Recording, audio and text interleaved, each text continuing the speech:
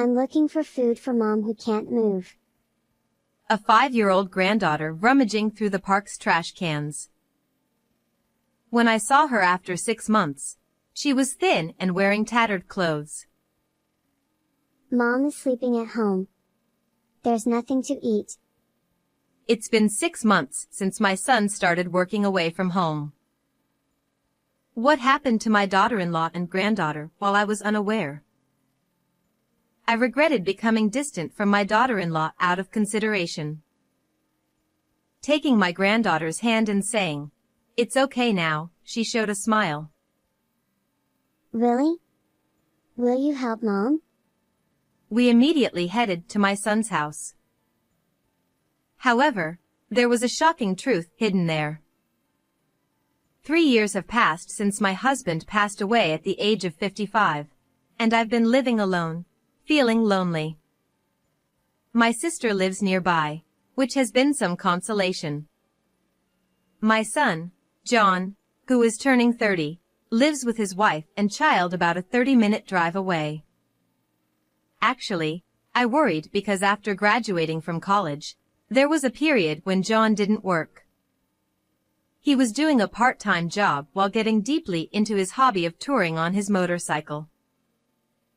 I want to enjoy life. Traveling on my motorcycle, seeing sights, it's the best. I don't want to work. Watching my son say such things, I couldn't help but feel anxious. However, a few years later, he finally found a job and got married, which relieved me. But John's habit of playing around didn't seem to change, causing worries for his wife, Kate.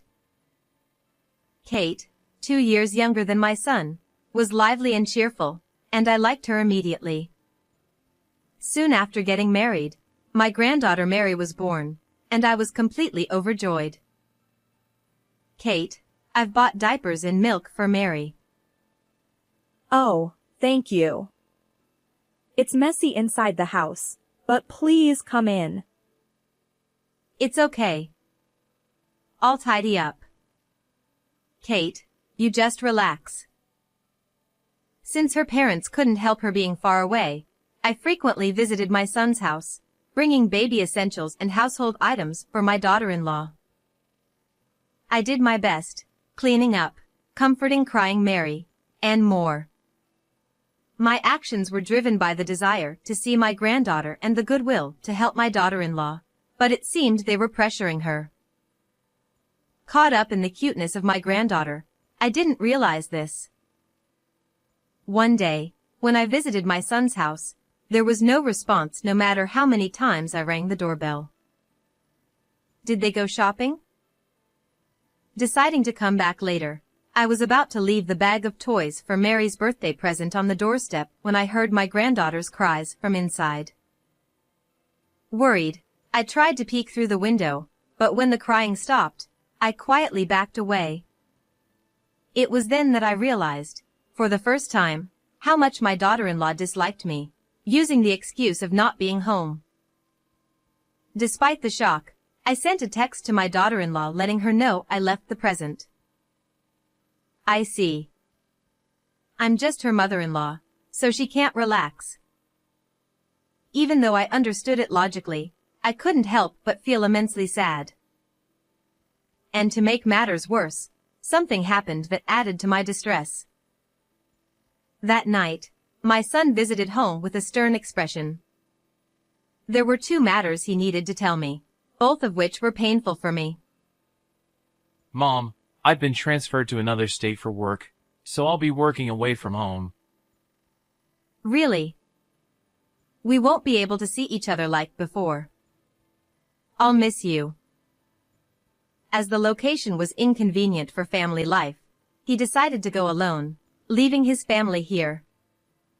I was shocked, but my son's expression was grim. I wondered why, but his next words revealed the reason. And, I hate to say this, but could you please stop bothering Kate already? Huh? What do you mean? Bringing household items is fine, but seriously, lay off Kate.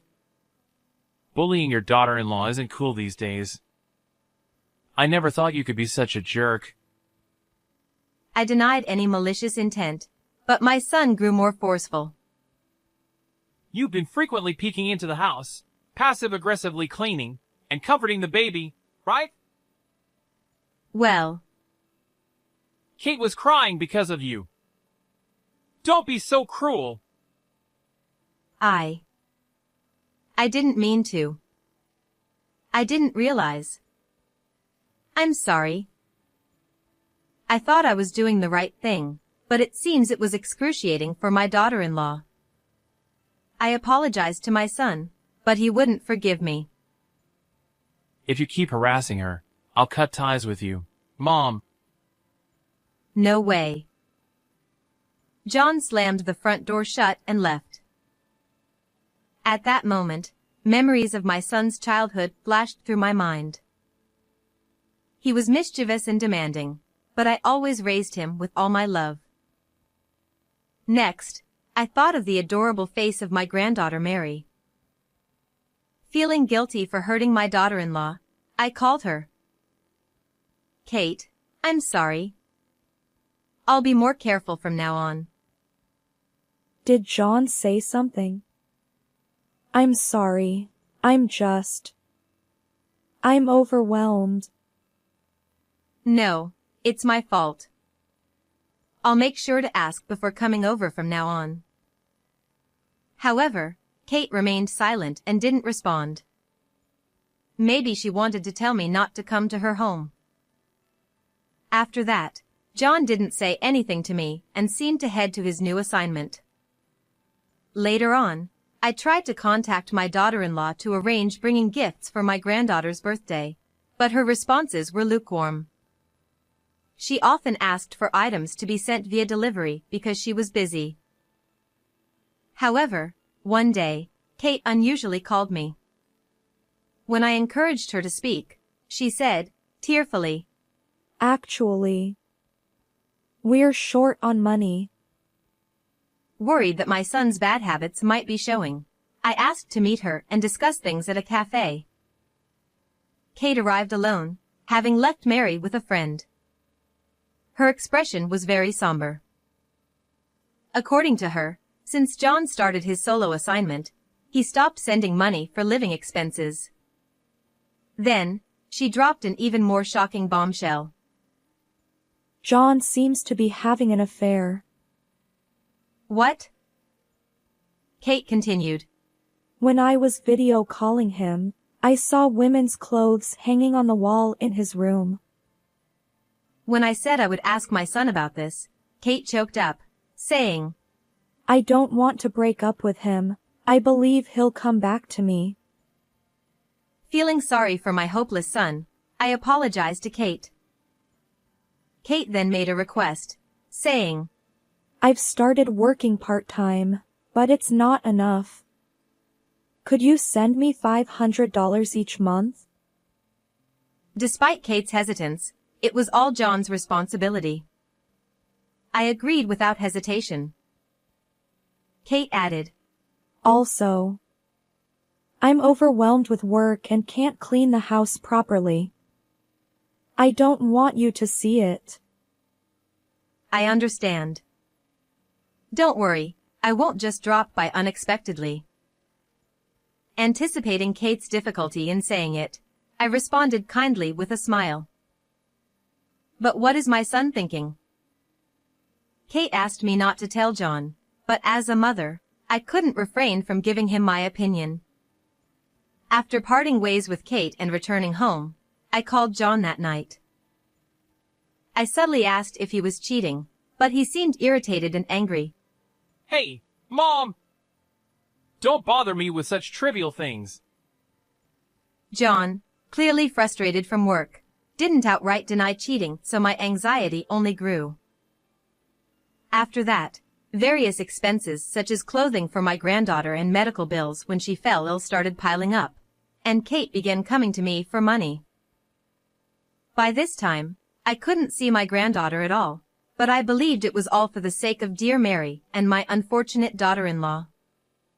So, I continued to provide money from my husband's inheritance and send allowances. Even when my son occasionally returned from his solo assignment, he never came to see me, only insisting over the phone. I'm so busy. Be nicer to Kate. I was torn apart, feeling lonely without being able to see my son, but I started dreaming of sweet Mary more often. Still, I convinced myself that as long as my granddaughter was living happily, it was enough. But looking back now, I should have gone to see my granddaughter.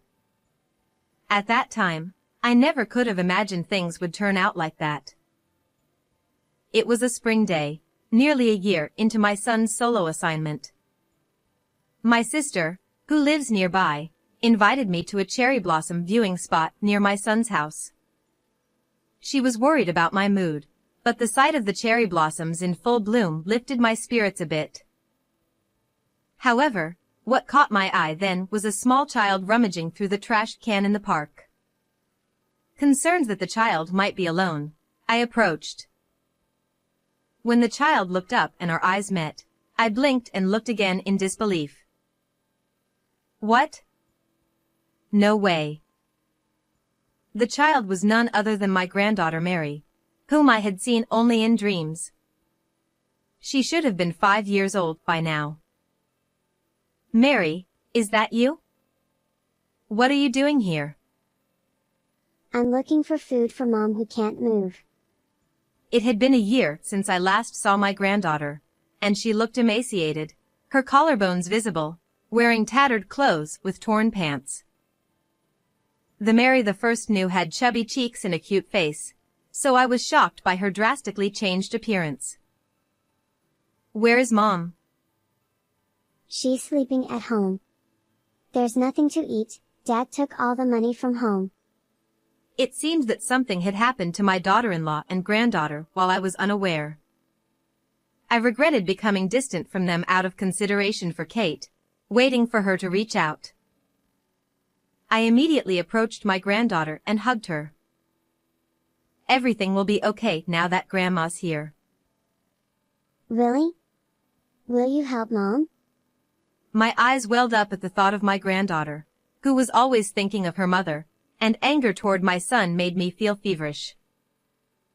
However, despite my emotions, a shocking truth was hidden there.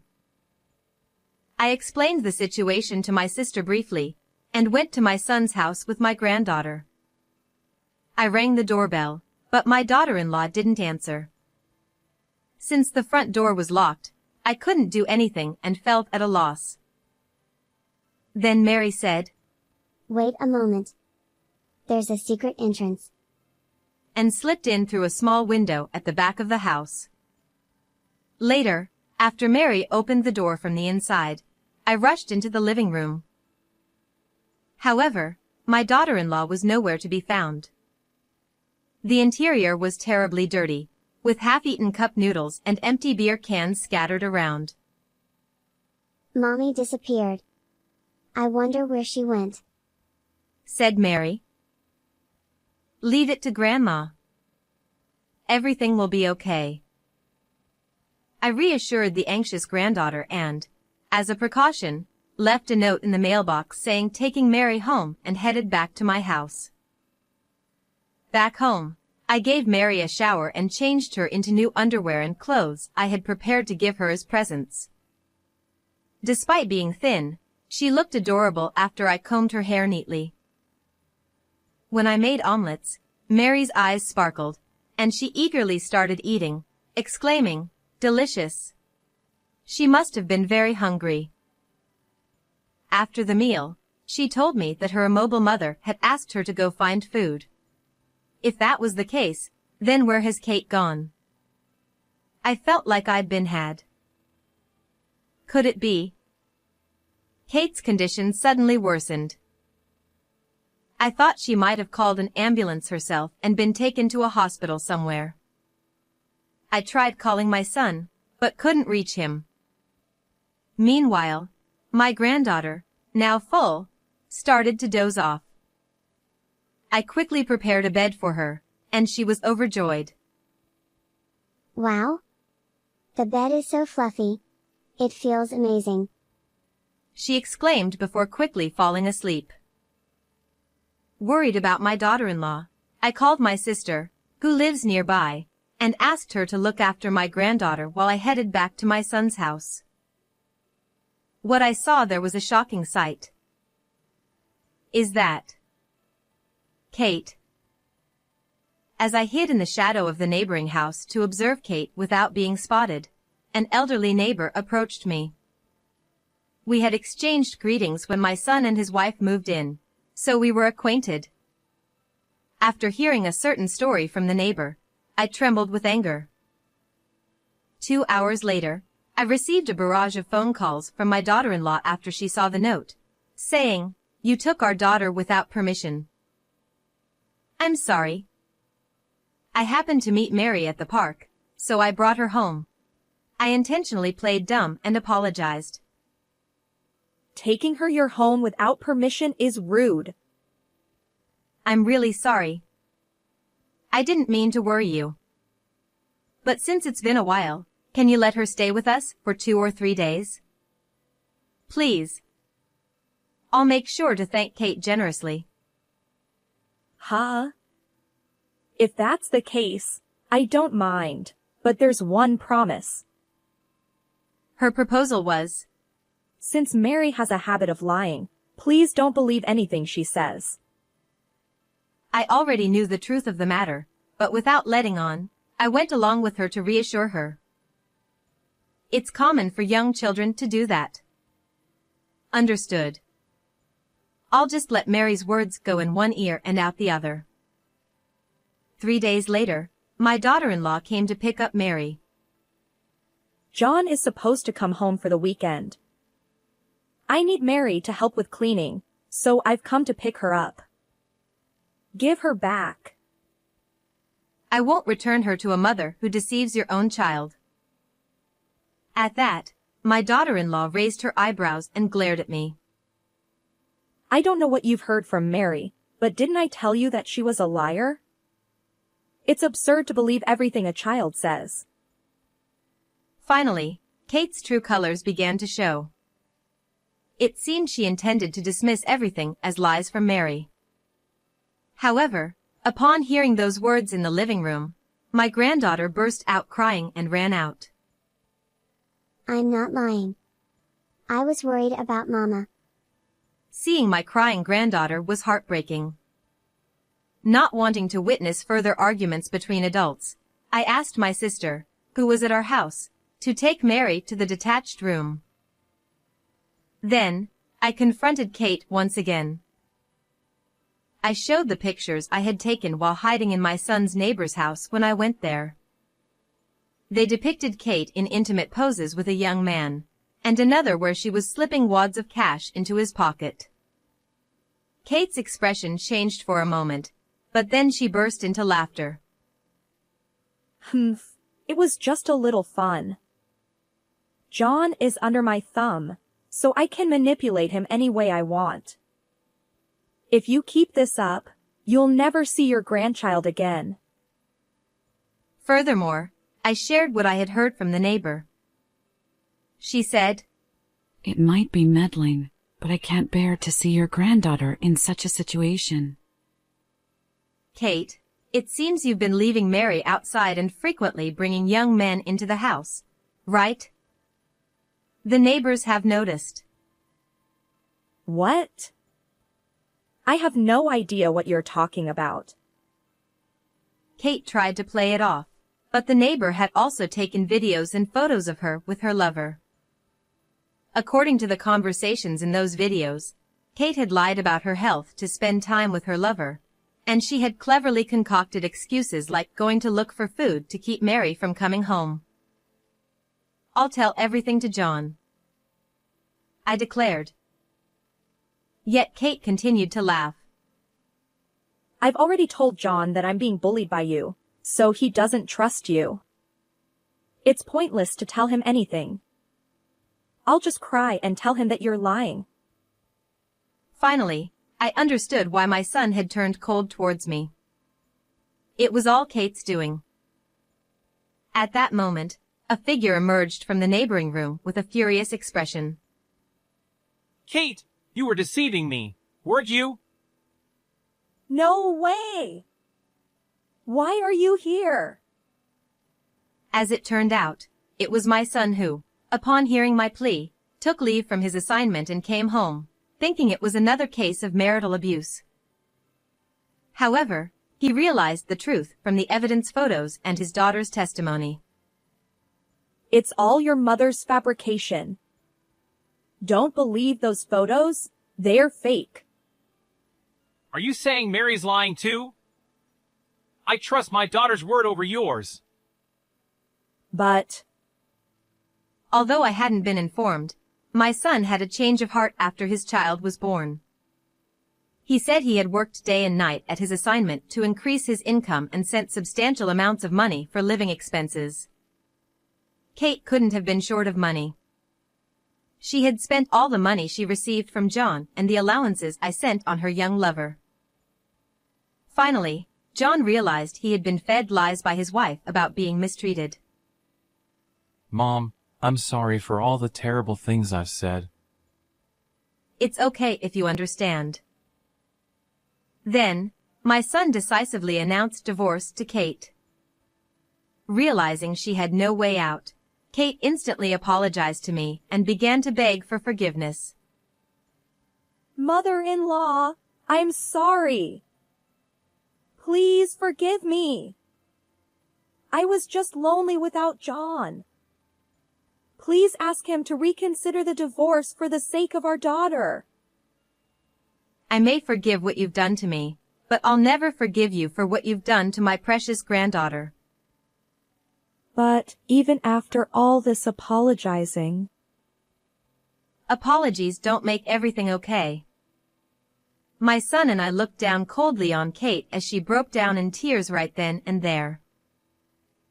Afterwards, evidence of her infidelity came to light, and she was divorced from John, who demanded $20,000 in alimony and $50,000 in child support. Kate, who had hoped for reconciliation, borrowed money from a loan shark to make the payments.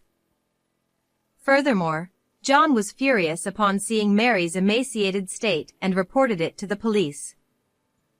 Kate was taken into custody by the police and received a severe reprimand. It was discovered that Kate had met the young man she was having an affair with at a bar and had been supporting him financially.